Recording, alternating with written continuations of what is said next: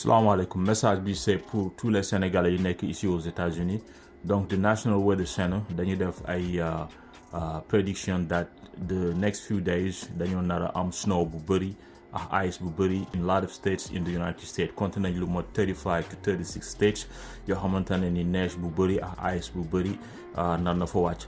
Donc lu may ñaan sama mbokk sénégalais yi mooy ngeen jël seen précaution yëpp ngeen préparer par rapport à storm bi nar a am the next few days Friday Saturday Sunday depending si foo leen nekk ici aux États-Unis. am na ñoo xam ne côté Friday bi dinañ am commencé am lu ñu jot, am na ñoo xam ne Saturday Sunday going all the way to Monday.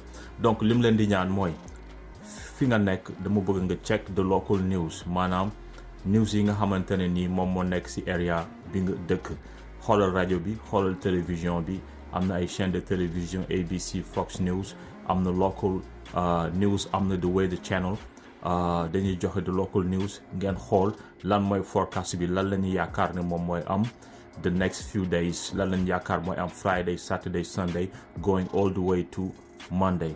parce que day ute dépendant si état yi, am na état yoo xam ne ñooy gën a jot snow, am na état yoo xamante ne nii they will have less snow.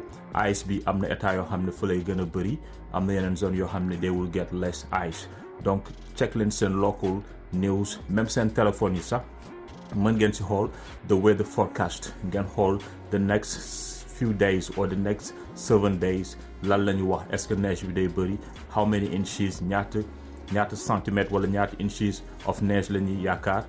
you know how much ice you will get, combien de ice la ñuy get, parce que dafa nar a neige mais aussi dafa nar a taw ice. sometime neige bi bu tawee ba tegu ci tali bi da ngay gis ne day nekkaat ice. donc yooyu noonu yëpp day ay conditions yoo xamante ne ni sont des conditions un peu difficiles pour nit di si naviguer. donc prenez toutes vos dispositions, mais le plus important mooy check leen de local news et ngeen mën a préparer wu et prendre les prévisions très au sérieux. léegi bu yàlla defee na nag neige bi bërul comme niñ ko xalaatee wala ice bi bërul comme niñ ko xalaatee, donc loolu baax na, alhamdulilah, ñu sant yàlla.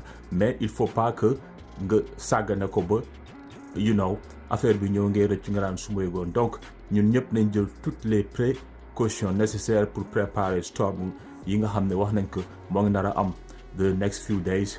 et ñoo ngi ñaan yàlla ñu dugg si jàmm génn si jàmm, and then I will be back for more updates.